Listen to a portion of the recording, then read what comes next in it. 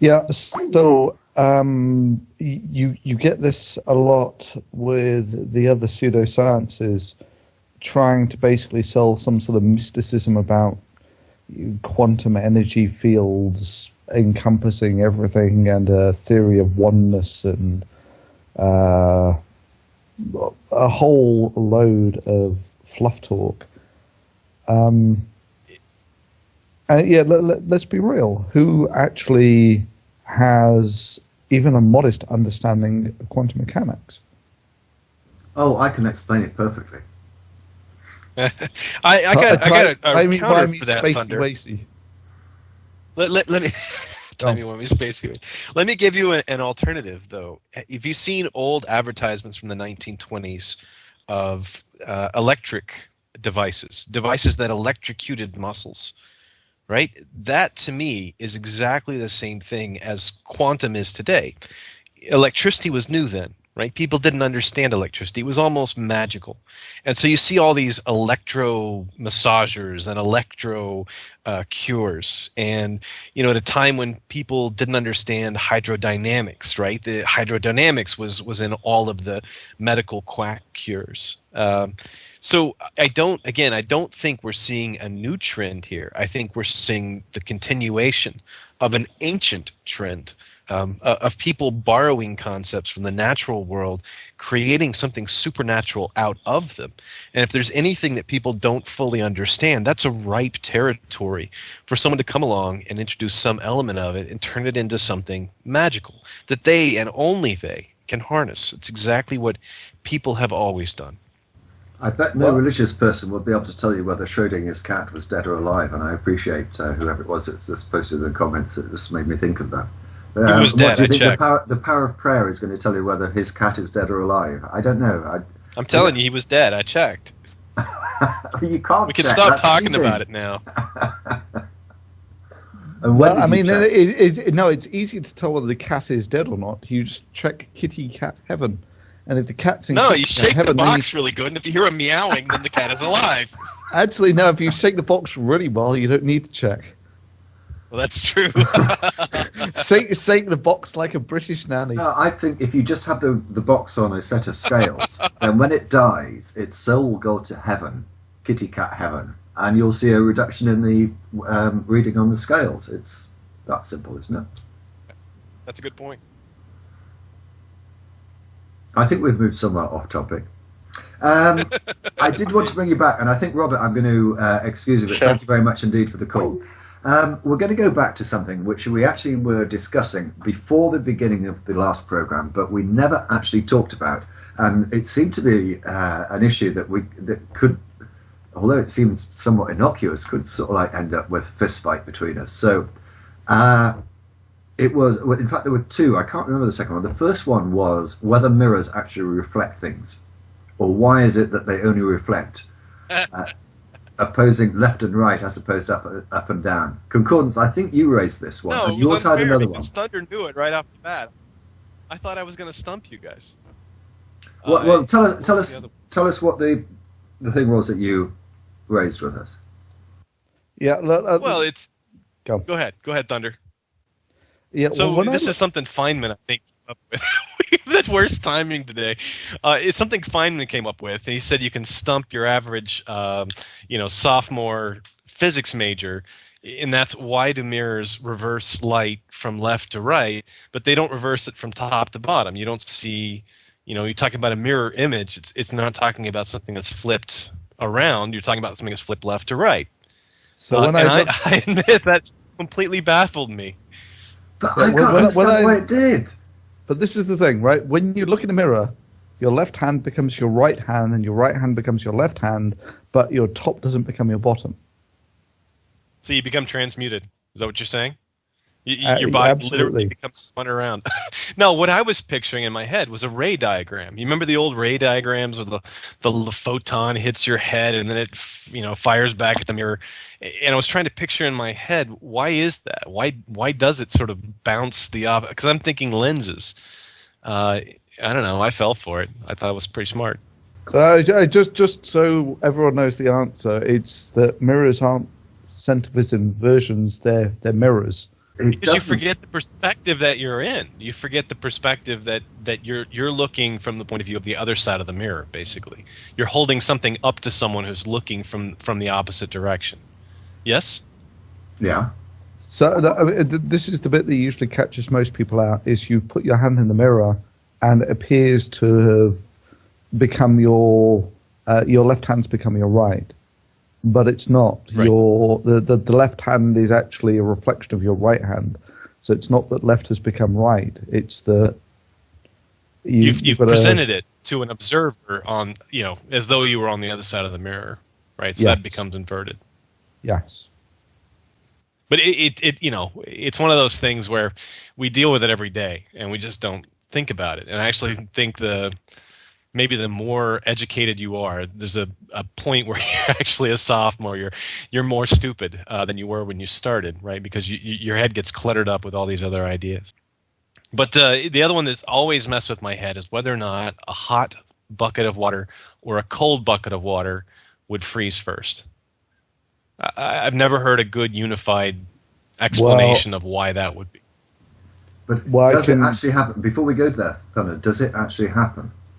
Or is it one of these urban myths? Well, that's a good question. Let's put it on Thunder, since he knows a lot about molecular stacking. Right. So I've heard that it's not an urban myth, that it's actually correct. And I have to say, Thunder, people in the chat are saying that they've actually done it and it does happen. So it's right. So the thing that you got to bear in mind here is there are two factors. The first is thermodynamic. The second is kinetic. Right. Thermodynamics doesn't care about start and end. The only thing that matters with thermodynamics is the start and the end point. The path doesn't matter. So in this sense, you have to lose more energy out of a hot bucket of water than a cold bucket of water, because the end state is frozen water. Right? Right. So from a thermodynamic point of view, the hot bucket has to lose more energy than the cold bucket. However, freezing is a kinetically slow process. For instance, if you supercool your water and drop an ice cube in there, it'll sort of instantly freeze because it's now got a nucleation center. It's introducing things that lower the kinetic barrier that causes the freezing. So if it were me who was just putting forward ideas like this, my guess would be one is degassed and the other one isn't. When you actually heat or boil water, you get all of the gas out of it. And that means that you're more likely to nucleate for reasons which I wouldn't be able to speculate about. But if that is correct, then you can also degas by freezing. So if this is correct, then if you freeze water to degas it, melt it, and then put it back in the freezer, that should freeze quicker than hot water. No, I think Thunder could do it on his channel. That's the kind of thing he's been doing lately. I think it would be really fascinating. We degas buffers all the time for chromatography. So we stick them in a sonicator. Yeah, ultrasound, or you can just pull a vacuum on a sidearm flask and drop a stir bar in the bottom and stir them overnight with a strong vacuum over them. Stirring under a strong vacuum. I like that as a method of degassing. I know of the method of ultrasound to degas things, but it's only now that we're actually discussing it that it suddenly occurs to me, why does ultrasound degas solvents? And that whole kinetic thing, doesn't it force the better mixing? Doesn't that make sense?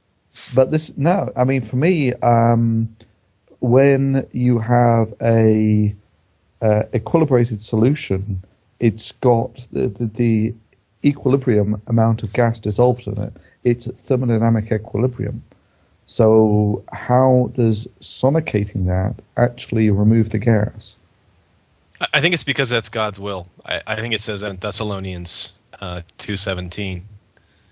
Yeah, I'm actually really interested about that. Well, whilst your explanations explains everything, but it does. You can't argue with it.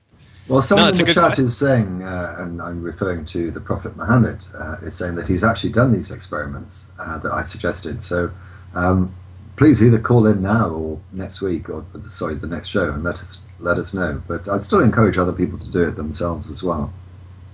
And this is fascinating, DPR, but does this mean that Danny HC is not going to show up today? That's kind Yes, of the and for feeling. those that may not be aware of the situation, Danny HC came on the show at the beginning of the last show and said that she had been converted from atheism to theism. And when questioned by Ron Ron Ra, she said she had evidence, but she was not in a position to give us that evidence. And she said that she would return this week to give us the evidence that she wasn't able to give us on the last show. I messaged her, I think, 3 days ago, and asked her whether she would be coming back on this show. She has not got back to me. So unfortunately, it appears as if the evidence, if indeed there were any evidence, we're not going to hear this show. But hey, who knows? Maybe on a future show, who can say? And since the last show, Concordance, you had that discussion with PZ, yeah? Yes, and I'm going to make a video follow-up about... I tell you, what really hit me, I know that Puka said it basically was audio issues, and there were a lot of audio issues because friggin' PZ had his microphone on permanent feedback, so there's echo the entire time. But I honestly was just flabbergasted midway through. Like, I can't believe that he's being this bold in denying what everyone knows that he does, which is blocking people for disagreeing with him. It takes only a 5-minute perusal of his dungeon to see that the reason why people are blocked is not because they're bots or they're shouting slurs at people. It's because they're holding the wrong views, and the term douche canoe comes up a lot. And if you go and look at the discussions where these people are being blocked, in many cases they've already bowed out politely, saying, look, this is all becoming about me. You guys are all attacking me at the same time. I'm not here to take away from the discussion. I'll politely leave, and you can private message me if you have any comments you want to ask. And then, 30 minutes later, he's blocked by PZ. So the facts are so far in disagreement with what PZ is claiming that somebody has got to call him on it. Well, I'm sure many people have, but let's do some factual investigation. It just doesn't add up. But I mean, because this is the thing, do you think this one's actually worth fighting? I mean, the way that I look at it is this is almost now general knowledge that there are, if you like, the atheists who think that blocking and banning is perfectly fine. In fact, I'm going to send you a video. There's a guy called P.P. Simmons, very much like Shock of God, and there is this one bit where they describe their blocking and banning policy, and I shit you not, you could just swap it out word for word with, I think it was Dillahunty was the one that sprung to mind. But when these creationists were using this as their policy to stop people from saying vile and offensive things on their channel, everyone knew that this was bullshit. And it's the same whether it's creationists doing it or atheists doing it. But before you go any further, Thunder, can I just confirm with Concordance what the actual topic of discussion was that you had with, I think it was PC Myers, Tripuka, and Skeptical Fence. Skeptical Heretic. Heretic, thank you. It was quite a nice guy. I really enjoyed getting his perspective. But the issue was not, so far as I understood, whether PZ blocks people. It was about the future of atheism on YouTube, wasn't it?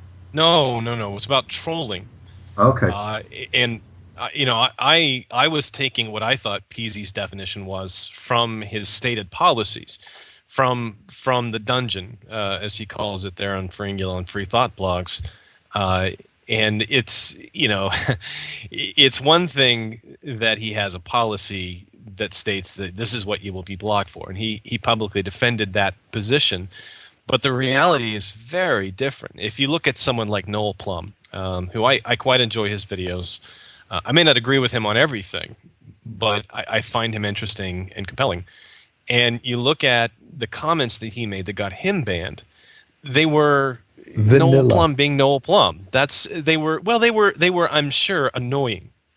But here's a guy that's defending himself against 12, 15 people who are just there to poke at him, just there to basically take the piss, just to make him angry. And he manages with all of that to successfully defend his position without losing his temper, without becoming a troll. So it's troll baiting, it's counter trolling. Someone comes on with any kind of an opinion that is not shared by the group, and they go on the attack. And then inevitably the person becomes frustrated, and they say something. They say something that gives them a pretense for banning. And then they say, oh, they were a troll. I thought the comments by the regular posters, the people who, quote unquote, have PZ's ear, and I'm taking that directly from his website, someone like Chagao, I don't know how you pronounce his name, but the kind of comments he was making were classic trolling, flaming, and flame baiting. But the fact is that, here you have one person coming on very bravely facing a hostile audience, and yet remaining polite and defending a position with what I felt were rational points of view. The other person, I think his name was Michael Hawkins. It was about welfare and whether or not welfare should cover all the range of foods, or whether or not it should be restricted to certain dietary choices. Basically, does being on welfare mandate that you receive healthy foods, that the government's going to buy you healthy foods? And he, of course, defended the position that, lobster shouldn't be covered by welfare. And again, whether I agree with him or not, he defended it rationally. He had an opinion. He expressed the opinion. He did it politely. He corrected any errors he saw in what people were trying to, make him say. And here are 12 people again trying to attack him, trying to find some way to anger him. Talking about him personally, talking about how stupid he was, and using a lot of expletives against him. And he is very politely defending his position. And then finally, he's banned. With 30 minutes after he's already bowed out of the conversation. He got tired of being beat up on, and then as a final insult they banned. I can't tolerate that. It's just so abhorrent. Dishonest. It's dishonest. It's hypocritical too for someone like PZ, who really got his fame from the cracker incident, Wafergate, if you like, which is the ultimate IRL trolling. Right? Here he Absolutely. is trying to take the piss out of the Catholic Church by saying, they messed with somebody. You guys send me these wafers and I'm going to, stick them with nails or, dunk them or whatever he wants to do with them, which the whole purpose was not to make a reasoned debate. It was to instigate a flame war. That's trolling. That's the definition on anyone's page of trolling. So for him to say, "Oh, we don't tolerate that kind of thing here," is so profoundly hypocritical. Hypocritical, yeah. And that's what gets me is to actually make a point that you have no respect for anyone else's opinions, but everyone who actually comes onto my turf must be nice to me. That's bollocks. Yeah, but I think if you're going to be honest about it, people get to say what they want about you without fear of actually getting banned. And I know I sound like a utopian. I sound like, oh, we're all going to get along. No, I disagree. I think that these things have a there is a natural frequency to these things, in that if you get beyond a certain critical size, there will always be the odd troll, but trolls never constitute the majority of people. And so these things do sort of self-regulate themselves after a while. It's only if you start sort of banning people willy-nilly like PZ's done, that you establish your core of essentially echo chamber amplifiers who basically go around and, like you say, they mob people. I think if you've got a very open arena, that sort of mobbing has less traction, or it's less easy to get.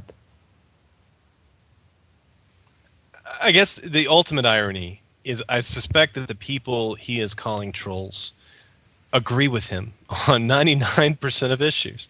Here is a community of atheists who, maybe we all agree on things like gender equality, but we disagree on the methodology, or we disagree on the degree to which, or which solution is most effective.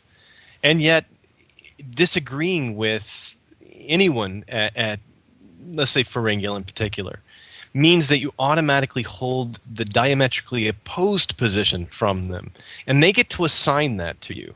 So whether you're for gender equality, and I think probably everyone commenting everywhere is, I know there are a few, but they disagree with the particular perspectives, or they have discussions about things that they may disagree about. To me, that's so vital to talk about. And there's a big distance between, say, an atheist and a Christian debating over the nature of reality, and two atheists discussing whether or not a harassment policy is well written, or if an effective tool. And as though, holding the opposite position or having any disagreement is the same as being a raging misogynist. That bothers me too. It's this diametric in-group, out-group, shaming and shunning. I'll throw in all the terms I can think of that fly through my head when I think about this. Yeah, I mean, there's a lot of bait and switch that goes on as well. That feminism is the radical notion that women are people, and if you disagree with that, then damn right you have no place commenting on my blog. And I don't think that's the sort of feminism we're talking about here. The sort of feminism we're talking about is the sort that thinks that fake jewelry should be banned at conferences, or people saying offensive things should be banned at conferences.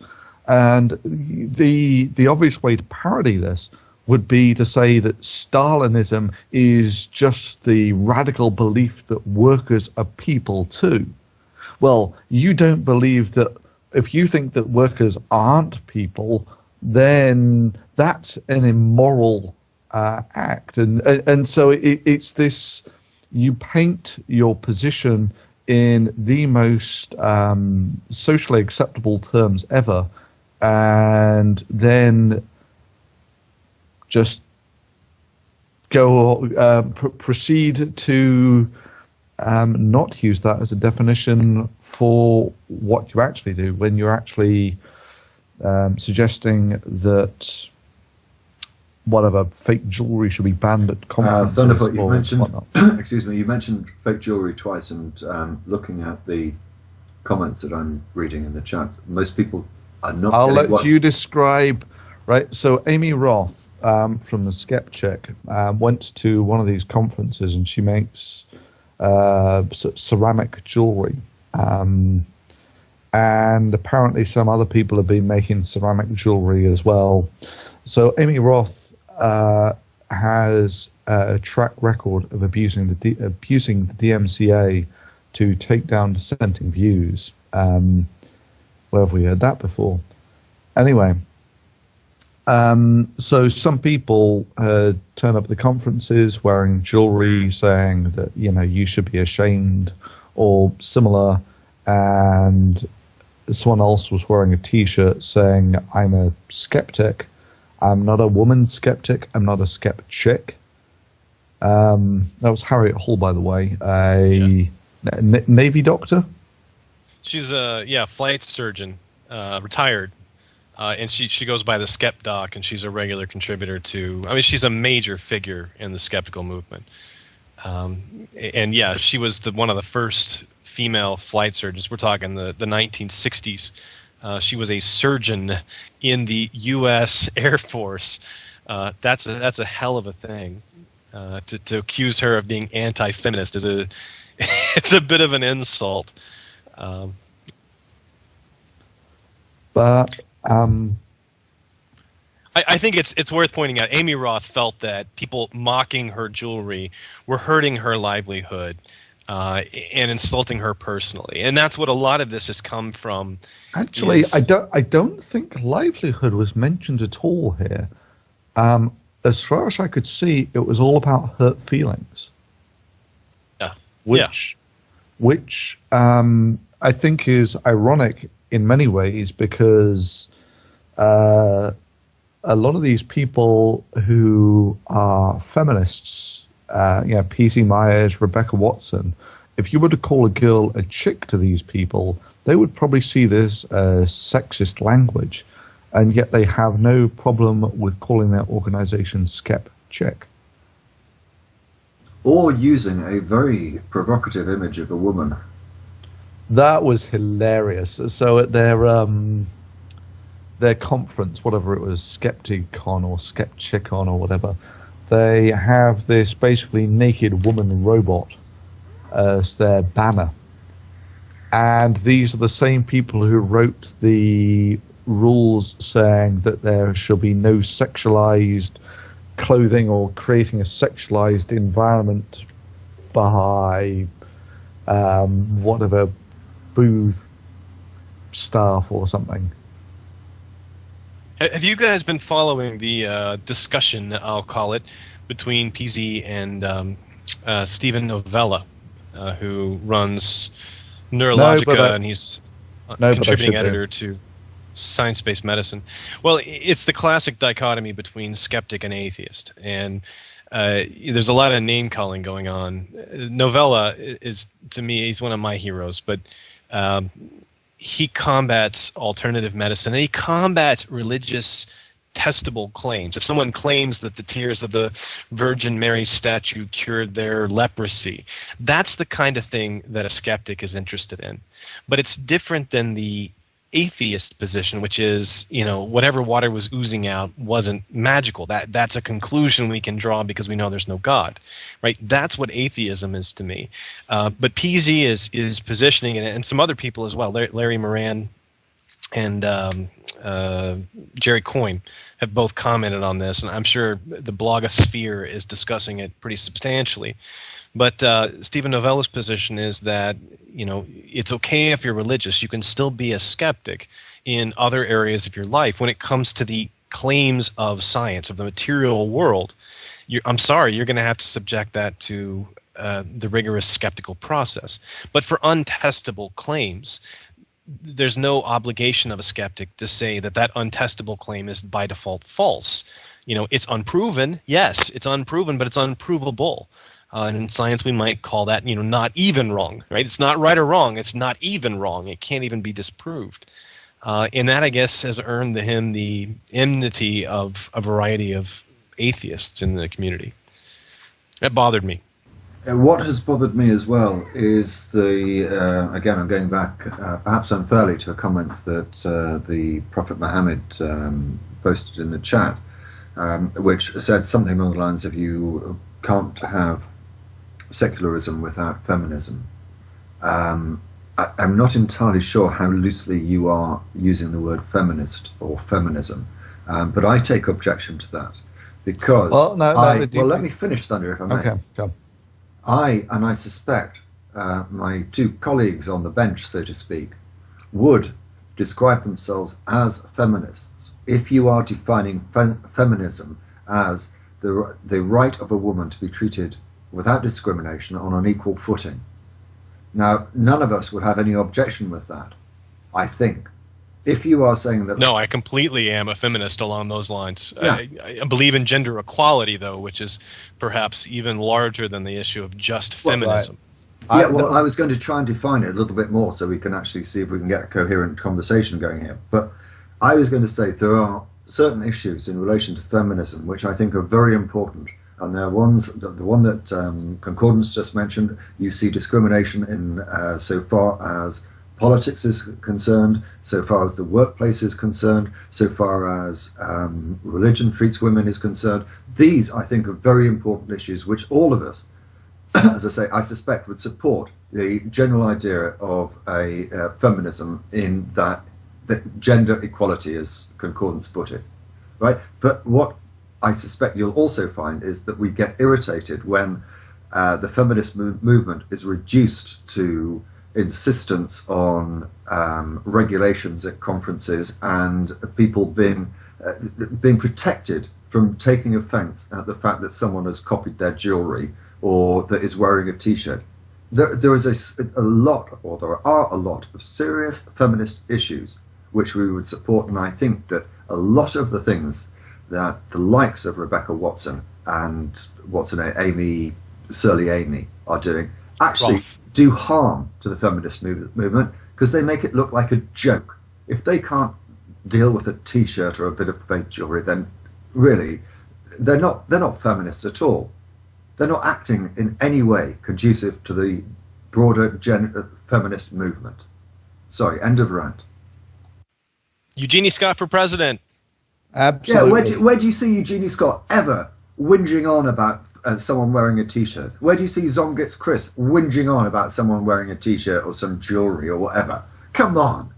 There are more important issues for these bleating people to be going on about than fake jewellery and being offended by a T-shirt.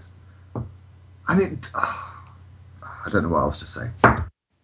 I mean, the way that I would look at it is you just cast it in another form of equality. And the one that I would go for, because it touches on so many buttons, is Stalinism. You just define Stalinism as the radical belief that workers are people too. Well, who would disagree with that? I mean, do you think the workers should be persecuted?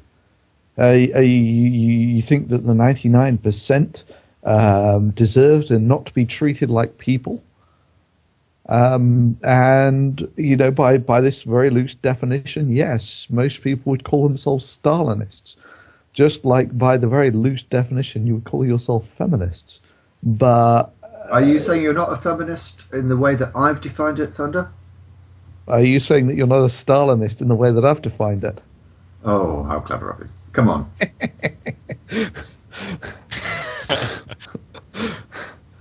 So, but yeah. I asked first. You sound like I someone that's going to complain about me wearing a T-shirt.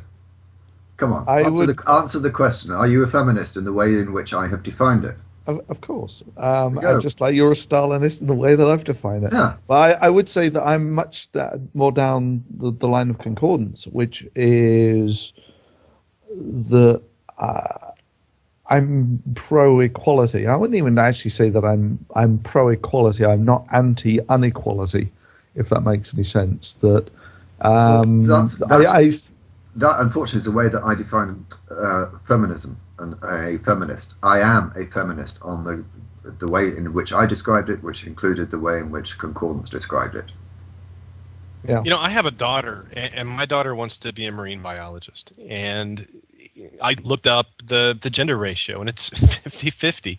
So I'm not saying there's no need for feminism. I am grateful for the actions of past feminists, first and second and third waves, all inclusive, because it means my daughter has every opportunity to go to whatever school she wants to go to hold whatever job she can. There are still things to be done.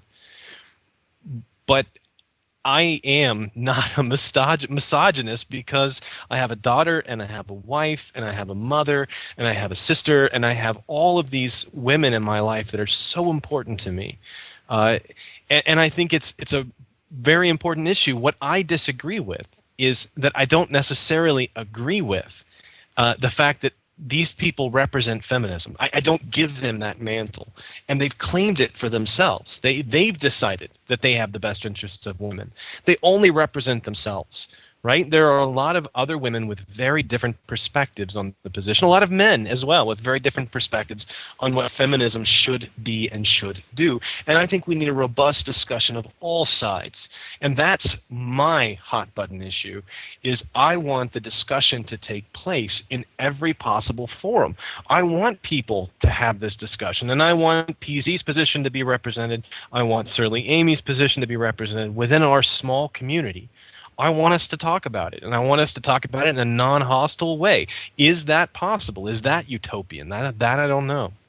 I have a very different take on this. And it's basically the zero-sum game, that there is a limited amount of time, a limited amount of resources that the community has.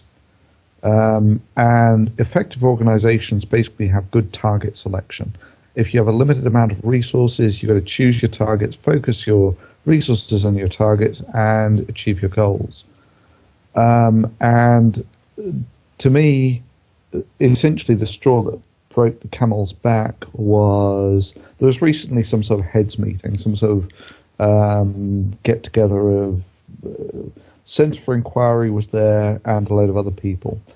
But one of the Centre for Inquiry guys had this blog post up saying, we need to focus on how to make our movement more welcoming to minorities and less threatening to women and so forth.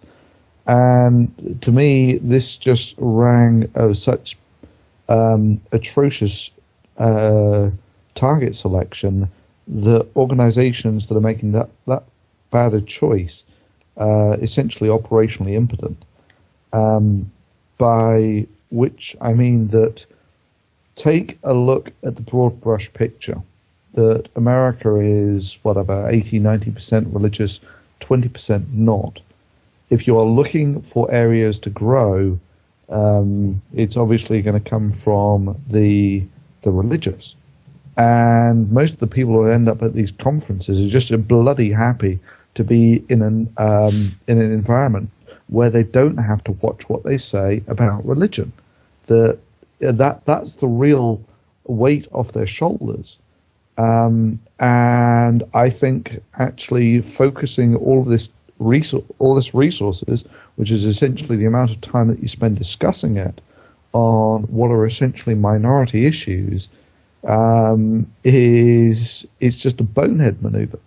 They could as well be discussing what is the most appropriate color for atheists to wear.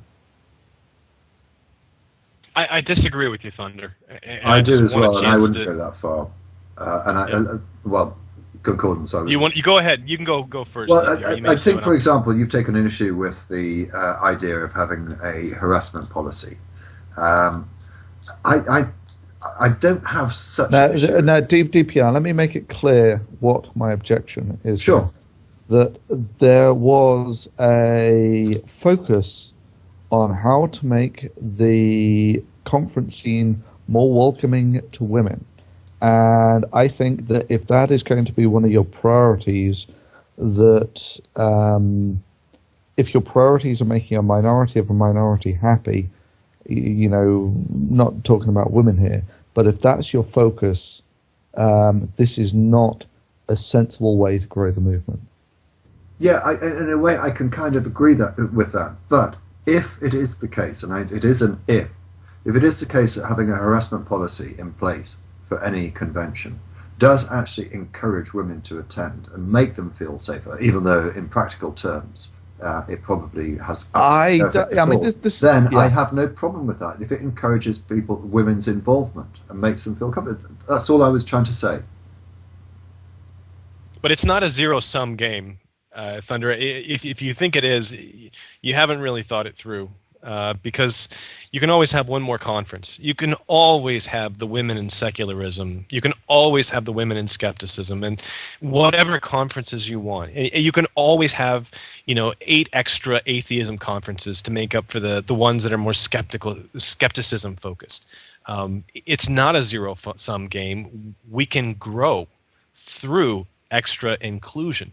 I would like Hispanics in atheism, an African American in atheism, whatever.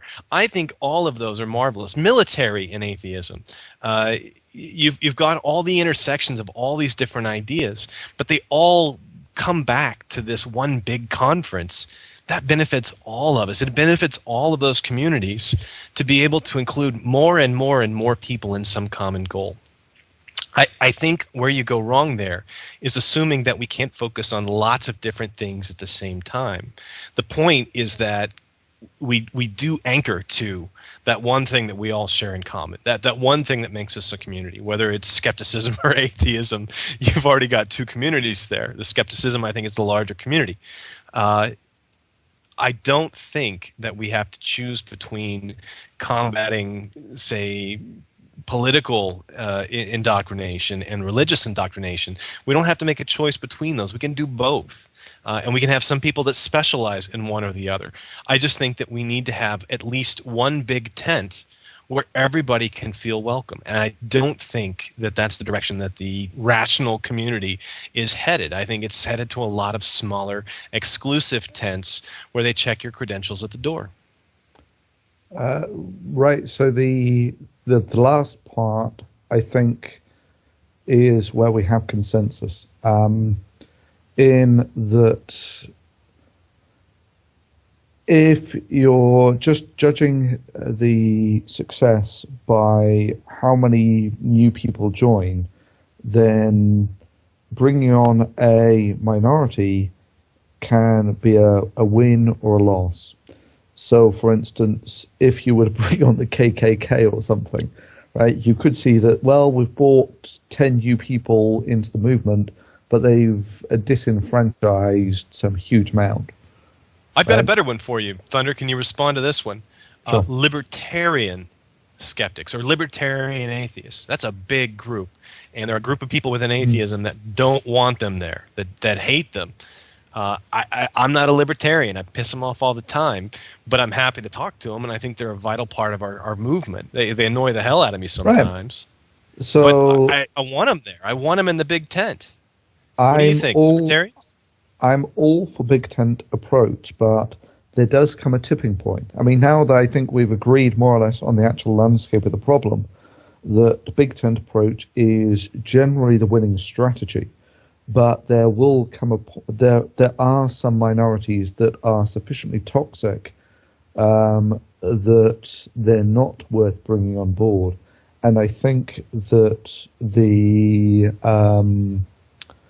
the skeptic type feminism has actually well past that tipping point when this is a toxic asset that it does far more harm than good to the community.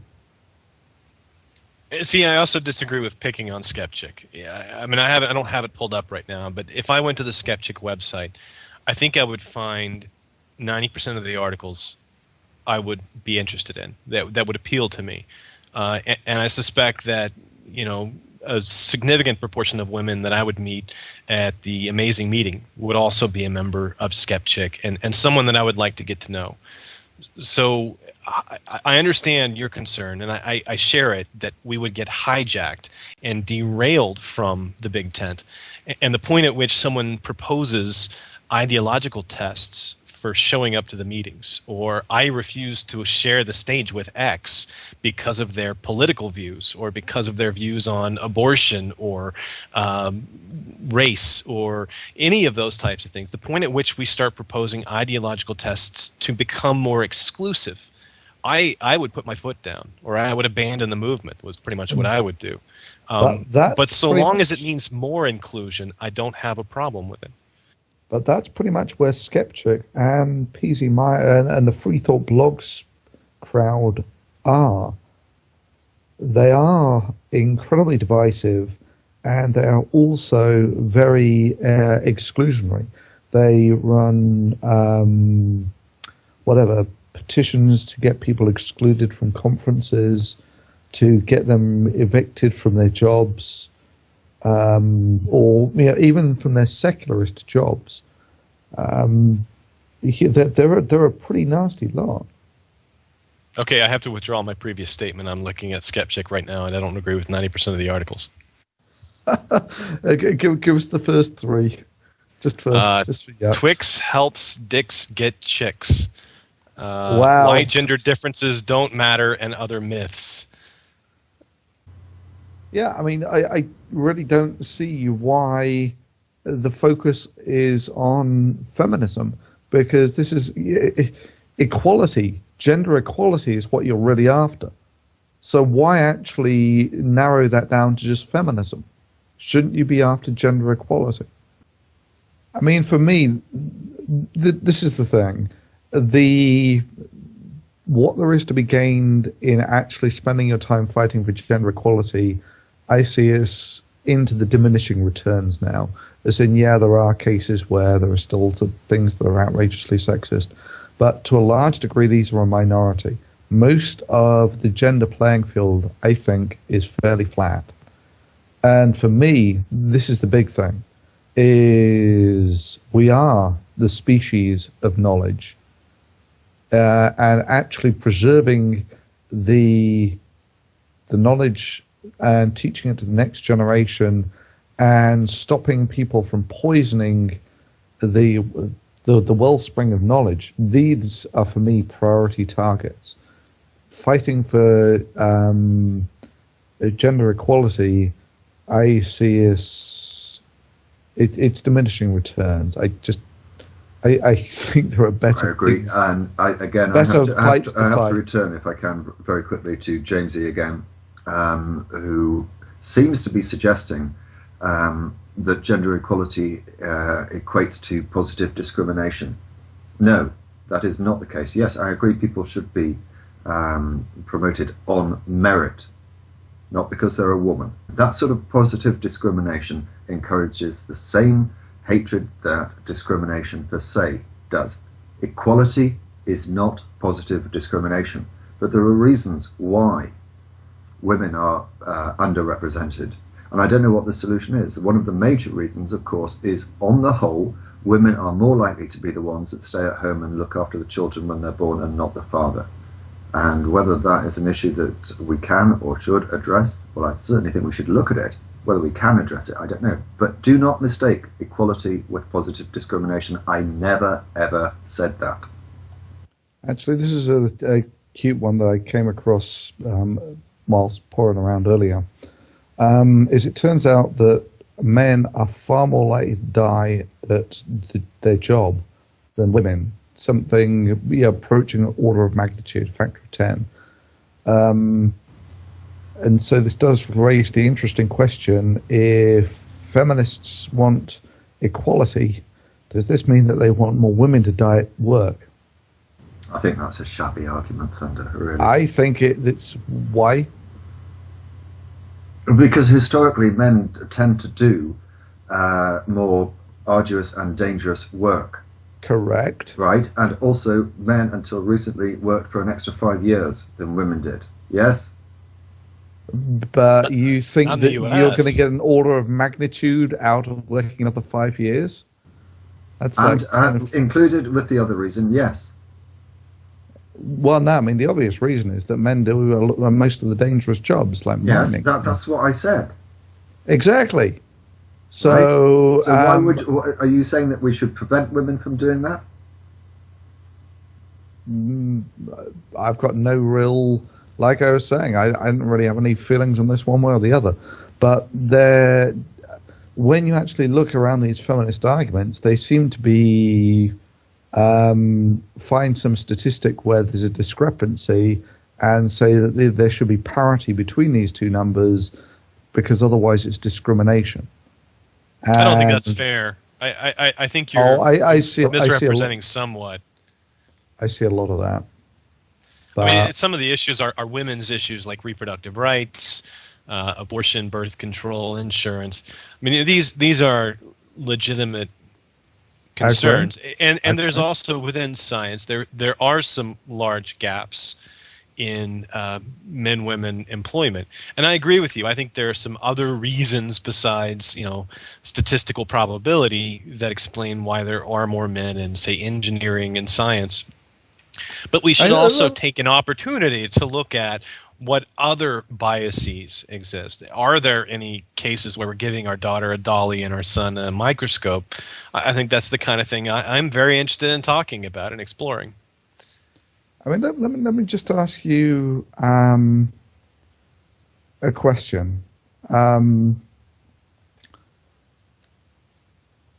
The when they came to retribution against the people who had collaborated in World War II France, they shaved the women's heads and put crosses, Nazi crosses on their foreheads, and then they typically shot the men. Was this cultural, or was this more biological? In other words, I'm not sure I understand the question. okay. The traditional pattern for warfare is the women get raped and the men get killed. Do you see that as a societal thing or as a biological thing? Thunder, I have to say that I think that in the context in which I'm advancing the idea of gender equality and feminism, to bring up an example like that, it's almost meaningless. We're talking about now in a civilized community whether women should be treated equally with men. I'm saying that they should. The fact that you can dig out examples where historically they have not been, and different treatment has been historically given to them. and pervasive. Now, this is the pattern of warfare, DPR. Yeah, but we're not at a Not state anymore, of war at the Thunder. moment. Yeah, I mean, no. Let's look at the U.S. Well, hang on one Go second, ahead. Coupons. Sorry, Even wasn't trying if to- your point is correct, Thunder, where do you think that takes us in the conversation that we're having at the moment? Well, very, very simple. That this is also tied up to why men do riskier things. There is actually a sexual dimorphism here.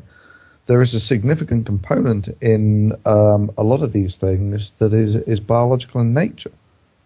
That men do the riskier jobs because it doesn't make sense to how shall we say, put the women who have the larger reproductive costs at risk. And I also think that it's why most people feel deeply uncomfortable when they hear about a young woman getting killed, but don't, I think, generally feel the same way about a young guy getting killed. One feels more of a pity than the other. You think that's biological? I Thunder, think so. a lot of this is going to get quoted out of context here, man. So, I mean, I would be a little more careful about how you're phrasing these things. In the U.S., soldiers, whether they are men or women, can now serve in combat roles, and many of them have been for quite some time.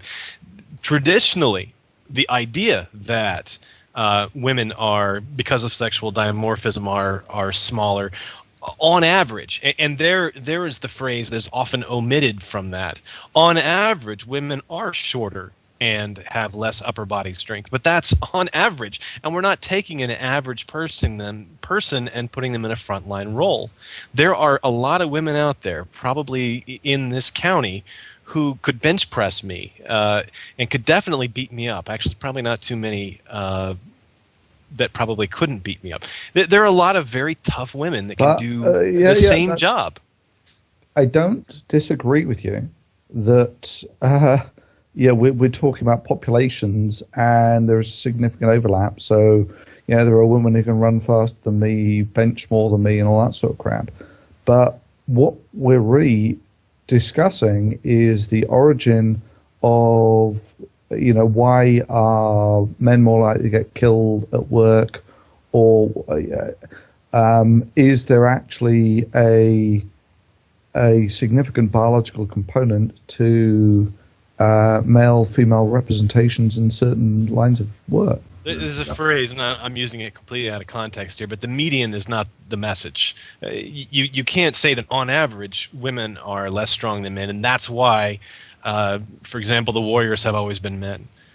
You could actually probably say that testosterone promotes, aggressiveness, and that's certainly a very true thing. And so, on average, men with testosterone pumping through their veins are more aggressive than women without testosterone. Of course, some women have testosterone at levels approaching the human male normal. So we have to differentiate between this monotypic category of men and the monotypic category of women, and understand that there are bell curves of each of these things. Right. That we shouldn't treat people based on what identity they were born with, but by their particular merits, by their particular ability. And I think that's what we're starting to overcome now. I'm not someone to go for the patriarchy here, but you're talking about the conventions in certain societies where the power is held disproportionately by a small number of men. I think that if you broaden your horizon to other cultures, you would find slightly different, or even worse in some cases, disparities between male and men and women's roles, what roles they were allowed to play, what educational levels they were allowed. You can certainly look very easily at the Middle East and say, is that what the biological norm would suggest? Should women walk around concealed all the time because men can't control themselves? I don't think that you can point at society and say, this is because of biology.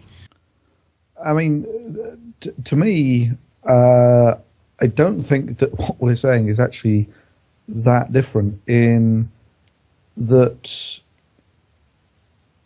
obviously there are cultural aspects to this and there are biological aspects to this. And these define, like you were saying, they define populations. And there is dimorphism in those, and once you've defined a problem like that, it inevitably becomes a question of biology is a component. What degree of component is the biology? And now if you're looking at things like the Olympics, or if you were looking at pitched battles where now more averages count than individuals, and when I say battle, I mean not modern warfare where you can kill someone with a joystick or pull a trigger or something like that, when you actually had to fight with whatever, bladed weapons or whatever, then I don't think that I think the factor of 2 in upper body strength on average is an important factor.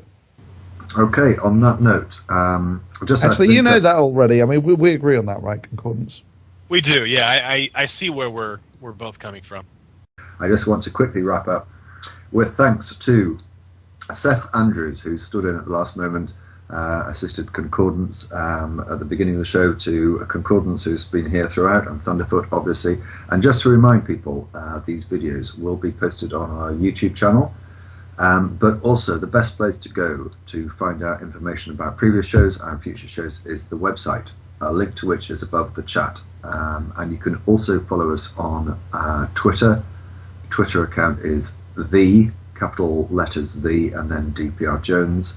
And also, we have finally got an iTunes page set up. Again, you can access that through the website. And you could also, if you're not happy with iTunes, apparently there's something called feedburner or something that you can also download the audio file from. Everything will be posted hopefully within the next 48 hours, but for now... And remember that there's now a video contest. Oh, I'm going to come to that, yes. With final thanks to Tony and then to Thunder to remind us all about his video contest. This will be the last comment. Thank you very much indeed for watching. Thunderfoot, tell us about the video competition again. So to encourage people to make videos on YouTube, especially really cool sciencey stuff, there is a video contest running over the next 3 months. Well, the first slice over the next 3 months, where if you make 2 videos of less than 5 minutes in length, Eugenie Scott with 2 other judges is going to judge them. First prize is $1,000. Second prize is $500. and there will be 2 third prizes of $150 a piece, plus a chance of getting featured or putting a video up on my channel. So we'll be back in 2 weeks' time. Thank you very much indeed for watching.